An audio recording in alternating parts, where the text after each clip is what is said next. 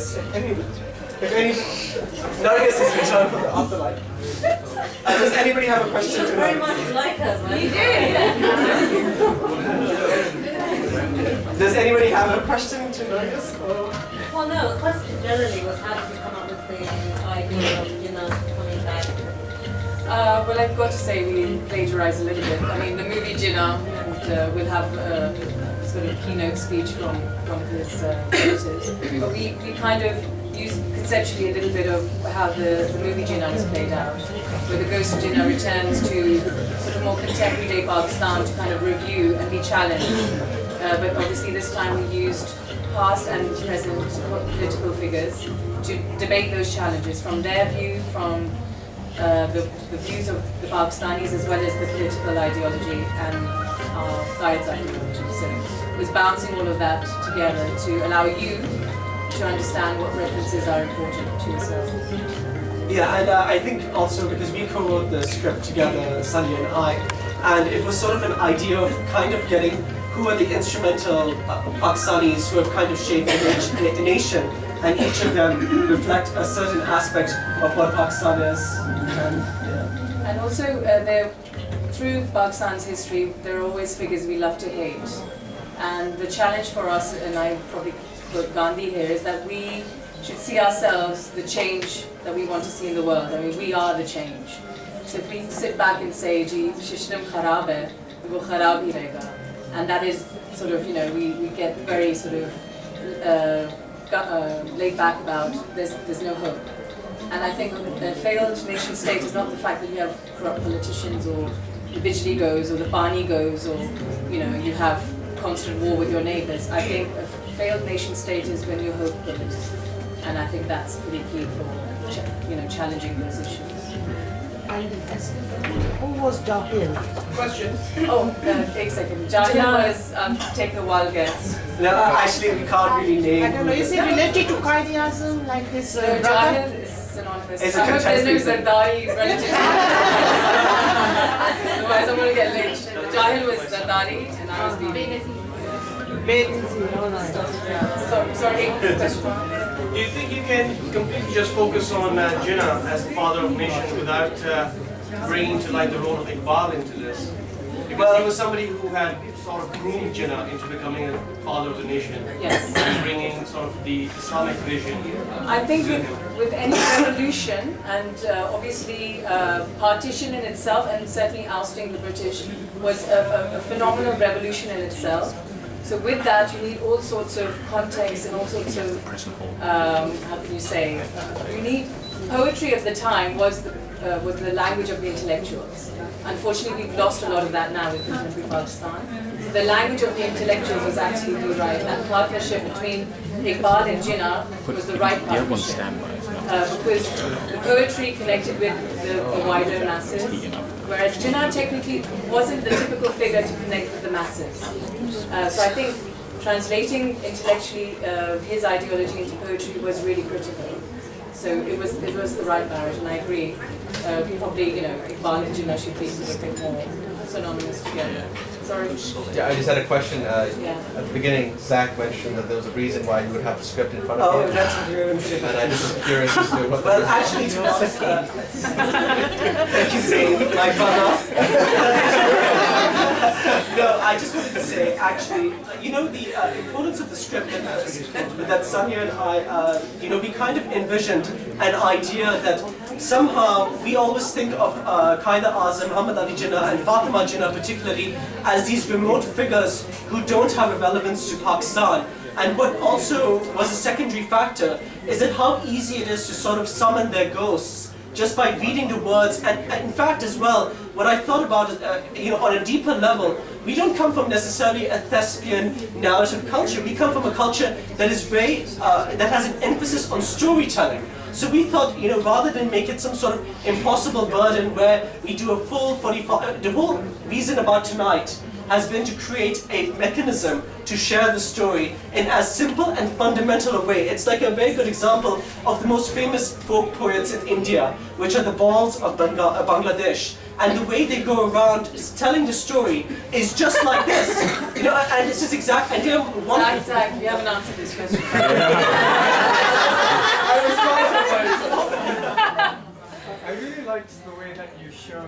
how dispassionate and disconnected Jinnah was, and how he was thinking about, in terms of what would hold up in a court of law. Yes. Do you think that it's perhaps, and we saw his speech being given earlier on in English, do you think it's because he was so disconnected from the people, he wasn't even able to speak their language, that Jinnah has been so easily manipulated by different factions within Pakistan, by different sects, by different ethnicities, to mean what they want him to mean? Absolutely, and if you flip that around, politicians through the history of Pakistan, and I'll take sort of Bhutto for example, were very good at manipulating the message across the masses, and that was their strength. Jinnah was not that kind of man.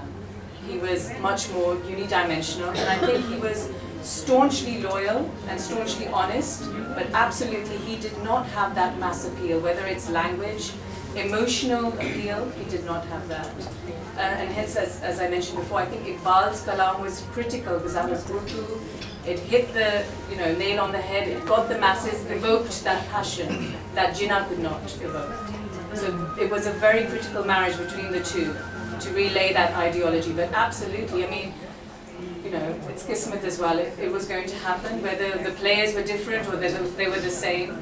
The point is that he had his, if you want to say kamzoris, but he was the man. And for better or worse, that was all we had at the time. Where I guess most of us are British here, as well as other things, maybe Pakistani as well. Yeah.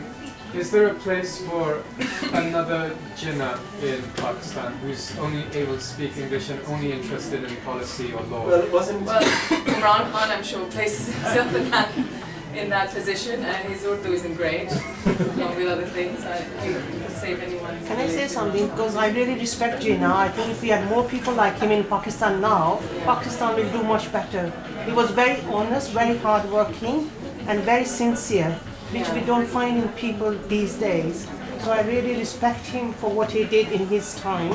Yeah. And the other question I want to ask is, because his sister did not become the successor after him, because she was a lady, who took after him to rule? Liaquat Ali Khan.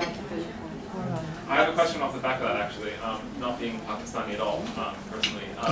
Is the view of the writers and the opponents of this piece itself, is it that ultimately Jinnah was betrayed, his vision was betrayed, or that his vision was too successful? And which of these actually do you think is the case, and which of these is I don't think there was any real motive to kind of impute values to the story. I mean, from my side, at any rate. Well, I think the state of affairs is a betrayal to his legacy. I mean, the legacy that he has left behind. Right now, it is a betrayal to him, because by no means have we kept that sort of ethos or morale that he sort of tried to instill in us. He created a nation state, and unfortunately he passed away a year later. But we haven't had sort of, whether a succession or, like the lady said, a real sort of Jinnah-esque figure who could carry that and be sincere to the nation, as we've mentioned. And frankly, he never groomed one as well, which could be argued. I think what happens is with Pakistanis is that we kind of have this idealistic hero image of the man, but we never actually reflect the fact that he did what he had to do, and beyond that, there's a burden on us to kind of carry forward the legacy in our own way. I'm sorry, just a second question on being cheeky. Because this is something I didn't understand from your piece, which is that there was a kind of a regret about the partition, and a great reverence for Pakistan, which came out of partition.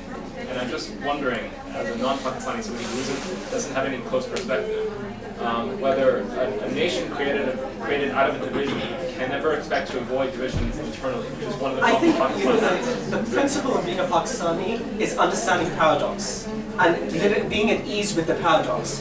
Partition was a bloody and devastating event, but at the same time we got Pakistan, and therefore for Pakistanis we regret partition, but we love our country, and it's the paradox of a love-hate relationship embedded in us, which contributes to our national character.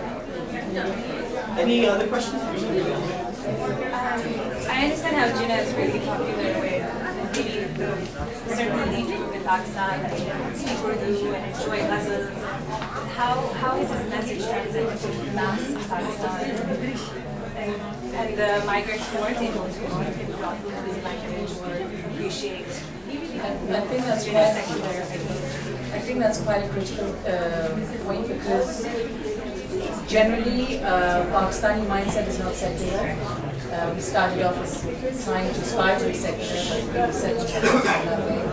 And language is a very critical sort of vehicle to retain, deliver, and endorse an ideology. Like I mentioned, at the start of the beginning of Pakistan, we had quite a few scholars, writers, thinkers, right up until the 60s. There's an affairs, obviously Iqbal started the sort of but we, as a generation, have not continued that.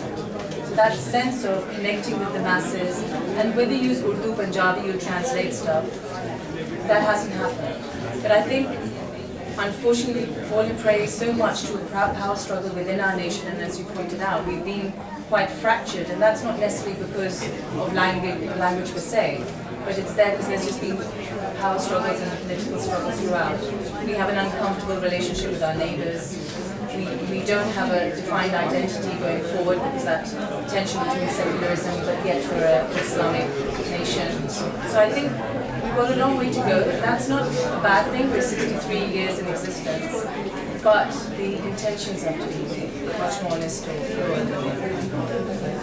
Alright guys, I think we have to go to main course, the buffet. So, the main